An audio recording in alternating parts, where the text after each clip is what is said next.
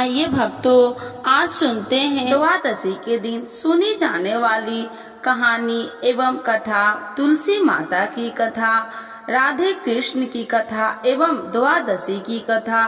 तो एक बार बोलिए प्रेम से तुलसी माता की जय, राधे कृष्ण भगवान की जय, विष्णु भगवान की जय, शालिग्राम भगवान की जय। तुलसी माता की महिमा की कथा। इस कथा के अनुसार एक कुटुंब में ननद तथा भाभी साथ रहती थी। ननद का विवाह अभी नहीं हुआ था। वह तुलसी के पौधे की बहुत सेवा करती थी, लेकिन उसकी भाभी को यह सब बिल्कुल भी पसंद नहीं था।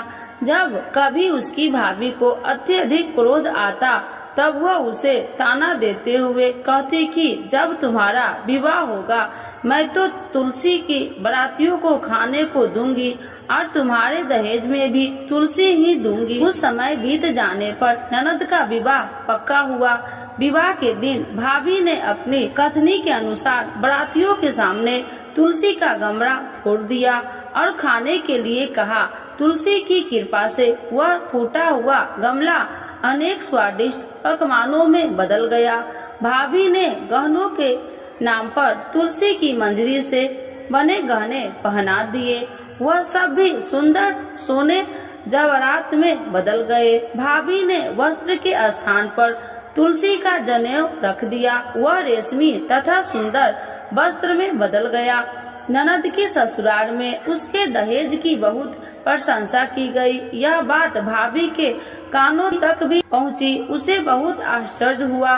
उसे अब तुलसी माता की पूजा का महत्व समझाया। भाभी की एक लड़की थी।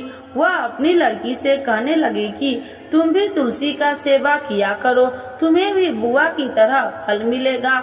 वह जबरदस्ती अपनी लड़की से सेवा करने को कहती, लेकिन लड़की का मन तुलसी सेवा में नहीं लगता था। लड़की के बड़ी होने पर उसके विवाह का समय आता है। तब भाभी सोचती है कि जैसा व्यवहार मैंने अपनी ननद के साथ किया था वैसे ही मैं अपनी लड़की के साथ भी करती हूँ, तो यह भी गहनों से लद जाएगी और बारातियों को खाने में पकवान मिलेंगे। ससुराल में इसे भी बहुत इज्जत मिलेगी।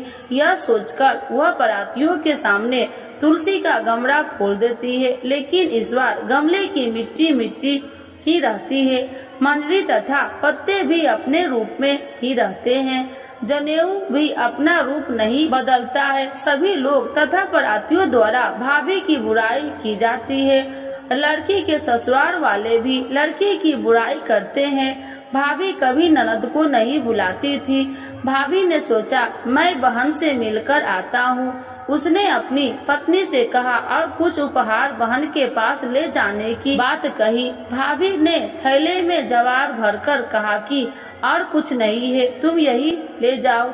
वह दुखी मन से बहन के चल दिया। वह सोचता रहा कि कोई भाई अपने बहन के घर जुआर ले कैसे जा सकता है। यह सोचकर वह एक गौशाला के पास रुका और जुआर का थैला गाय के सामने पलट दिया। तभी गाय पालने वाले ने कहा कि आप गाय के सामने हीरे मोती तथा सोना क्यों डाल रहे हो। भाई ने सारी बात उसे बताई और धन लेकर खुशी से अपनी बहन के घर की ओर चल दिया। दोनों बहन भाई एक दूसरे को देखकर अत्यंत प्रसन्न हुए। हे तुलसी माता, जैसे आपने उस ननद पर कृपा करी है वैसे ही सब पर करना। कहानी सुनने वाले एवं हुंकार भरने वाले पर कृपा बरसाना, और जैसे भाभी पर किया है वैसे किसी पर नहीं करना। तो एक बार बोलिए प्रेम से तुलसी माता की जय, शालिग्राम भगवान की जय। इस कथा के बिना द्वादशी के पारण अधूरा माना जाता है। बरसाने में एक संत की कथा। एक संत बरसाना में रहते थे और हर रोज सुबह उठकर यमुना जी में स्नान करके राधा जी के दर्शन करने जाया करते थे। यह नियम हर रोज का था। जब तक राधा रानी के दर्शन नहीं कर लेते थे तब तक जल भी ग्रहण नहीं करते थे। दर्शन करते करते तकरीबन उनकी उम्र 80 वर्ष की हो गई। आज सुबह उठकर रोज की तरह उठे और यमुना में स्नान किया और राधा रानी के दर्शन को गए।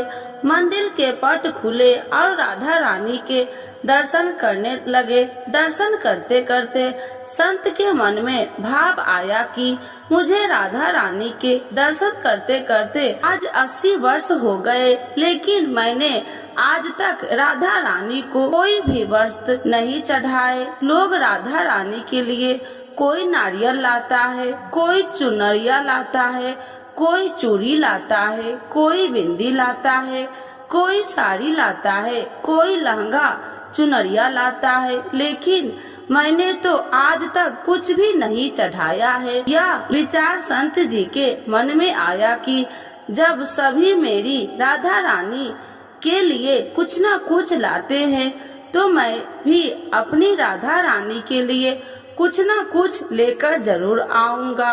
लेकिन क्या लाऊं जिससे मेरी राधा रानी खुश हो जाए। तो संत जी यह सोचकर अपनी कुटिया में आ गए।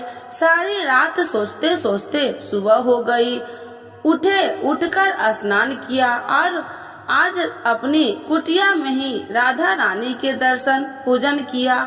दर्शन के बाद मार्केट में जाकर सबसे सुंदर वाला लहंगा चुनरिया का कपड़ा लाए और अपनी कुटिया में आकर अपने ही हाथों से लहंगा चुनरिया को सिला और सुंदर से सुंदर उस लहंगा चुनरिया में गोटा लगाए। जब पूरी तरह से लहंगा चुनरिया को तैयार कर लिया तो मन में सोचा कि इस लहंगा चुनरिया को अपनी राधा रानी को पहनाऊं तो बहुत ही सुंदर मेरी राधा रानी लगेगी।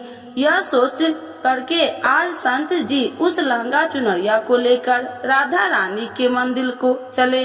मंदिर की सीढ़ियाँ चढ़ने लगे और अपने मन में सोच रहे हैं, आज मेरे हाथों के बनाए हुए लहंगा चुनरिया राधा रानी को पहनाऊंगा तो मेरी लाडली खूब सुंदर लगेगी। यह सोचकर जा रहे थे, इतने में एक बरसाना की लड़की लाली आई और बाबा से कहती है, बाबा आज बहुत ही खुश हो, क्या बात है बाबा बताओ ना। तो बाबा ने कहा कि लाली आज मैं बहुत खुश हूँ। आज मैं अपने हाथों से राधा रानी के लिए लहंगा चुनरिया बनाया है। इस लहंगा चुनरिया को राधा रानी जी को पहनाऊंगा और मेरी राधा रानी बहुत सुंदर दिखेगी। उस लाली ने कहा, बाबा मुझे भी दिखाओ ना अपने लहंगा चुनरिया कैसी बनाई है। लहंगा चुनरिया को देखकर वो लड़की बोली, अरे बाबा राधा रानी के पास तो बहुत सारी पोशाक है, तो ये मुझे दे दो ना। तो महात्मा बोले कि बेटी तुमको मैं दूसरी बाजार से दिलवा दूंगा, ये तो मैं अपने हाथ से बनाकर राधा रानी के लिए लेकर जा रहा हूँ, तुमको और कोई दूसरा दिलवा दूंगा। लेकिन उस छोटी सी बालिका ने उस महात्मा का दुपट्टा पकड़ लिया। ये मुझे दे दो। पर संत भी जिद करने लगे कि दूसरी दिलवाऊंगा, ये दूंगा। लेकिन वो बच्ची भी इतनी तेज थी कि संत के हाथ से छुड़ा चुनरिया को छीनकर भाग गई। अब तो बाबा को बहुत ही दुख लगा कि मैंने आज तक राधा रानी को कुछ नहीं चढ़ाया, लेकिन जब लेकर आया तो लाली लेकर भाग गई। मेरा तो जीवन ही खराब है, अब क्या करूँगा। यह सोचकर संत उसी सीढ़िया पर बैठ के रोने लगा। इतने में कुछ संत वहाँ आए और पूछा, क्या बात है बाबा, आप क्यों रो रहे हैं। तो बाबा ने उन संतों की पूरी बात बताया। संतों ने बाबा को समझाया और कहा कि आप दुखी मत हो, कल दूसरी लहंगा चुनरिया बना कर राधा रानी को पहना देना। चलो राधा रानी के दर्शन कर लेते हैं। इस प्रकार संत ने बाबा को समझाया और राधा रानी के दर्शन को लेकर चले गए। रोना तो बंद हुआ, लेकिन मन खराब था, क्योंकि कामना पूरी नहीं हुई। न तो अनमने मन से राधा रानी का दर्शन करने संत जा रहे थे और मन में ये ही सोच रहे हैं कि मुझे लगता है कि किशोरी जी की इच्छा नहीं है। शायद राधा रानी मेरे हाथों से बनी पोशाक पहनना ही नहीं चाहती थी। ऐसा सोचकर बड़े दुखी होकर जा रहे थे। मंदिर आकर राधा रानी के पट खुलने का इंतजार करने लगे। थोड़ी ही देर बाद मंदिर के पट खुले तो संतों ने कहा, बाबा देखो तो आज हमारी राधा रानी बहुत ही सुंदर लग रही है। संतों की बात सुनकर के जैसे ही बाबा ने अपना सिर उठाकर देखा तो जो लहंगा चुनरिया बाबा ने अपने हाथों से बनाकर लाए थे वही आज राधा रानी ने पहना था। बाबा बहुत ही खुश हो गए और राधा रानी से कहा, हे राधा रानी, आपको इतना भी सब्र नहीं रहा, आप मेरे हाथों से मंदिर की सीढ़ियां से ही लेकर भाग गई, ऐसा क्यों? सर्वेश्वरी श्री राधा रानी ने कहा कि बाबा, आपके भाव को देखकर मुझसे रहा नहीं गया और ये केवल पोशाक नहीं है, इसमें आपका प्रेम है, तो मैं खुद ही आकर के आपसे लहंगा चुनरिया छीनकर भाग गई थी। इतना सुनकर के बाबा भाव विभोर हो गए और बाबा ने उसी समय किशोरी जी का धन्यवाद किया। तो एक बार बोलिए प्रेम से श्री राधा रानी की जय, राधे कृष्ण भगवान की जय। तो आइए भक्तों, आज जानते हैं भीष्म द्वादशी की यह पौराणिक कथा। भीष्म द्वादशी के बारे में प्रचलित एवं पौराणिक कथा के अनुसार राजा शांतनु की रानी गंगा के देवव्रत नामक पुत्र को जन्म दिया और उसके जन्म के बाद गंगा शांतनु को छोड़कर चली जाती है, क्योंकि उन्होंने ऐसा वचन दिया था। शांतनु गंगा के वियोग से दुखी रहने लगते थे, परंतु कुछ समय बीतने के बाद शांतनु गंगा नदी पार करके लिए मत्स्य गंधा नामक की कन्या से नाव में बैठते हैं और उसके रूप सौंदर्य पर मोहित हो जाते हैं। राजा शांतनु कन्या के पिता के पास जाकर उनकी कन्या के साथ विवाह करने का प्रस्ताव रखते हैं, परंतु मत्स्य गंधा के पिता राजा शांतनु के समक्ष एक शर्त रखते हैं कि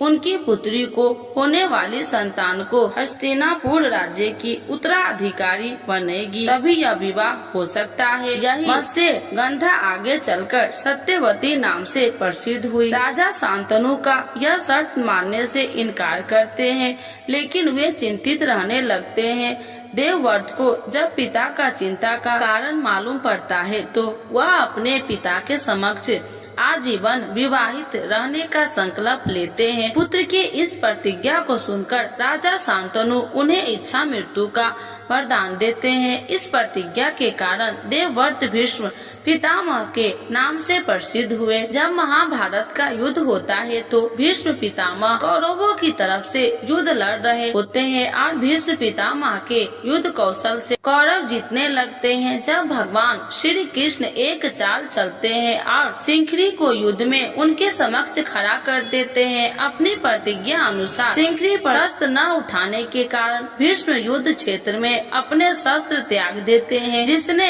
अन्य योद्धा अवसर पाते ही उन पर तीरों की बौछार शुरू कर देते हैं। महाभारत इस महान योद्धा के शस्त्रशैया पर शयन किया, इसीलिए कहा जाता है कि सूर्य दक्षिणायन होने के कारण शास्त्रीय माता अनुसार भीष्म ने अपने प्राण नहीं त्यागे। सूर्य के उत्तरायण होने पर अपने नश्वर शरीर का त्याग किया। उन्होंने अष्टमी को अपने प्राण त्याग दिए थे। उनके पूजन के लिए ही माघ मास की द्वादशी तिथि निश्चित की गई है, इसीलिए इस तिथि को भीष्म द्वादशी कहा जाता है। भगवान ने यह व्रत भीष्म पितामह को बतलाया था और उन्होंने इस व्रत का पालन किया था, जिससे इसका नाम भीष्म द्वादशी पड़ा। यह व्रत एकादशी के ठीक दूसरे दिन द्वादशी को किया जाता है। यह व्रत समस्त बीमारियों को मिटाता है। इस उपवास से समस्त पापों का नाश होकर मनुष्य को अमोघ फल की प्राप्ति होती है। तो एक बार बोलिए प्रेम से विष्णु भगवान की जय।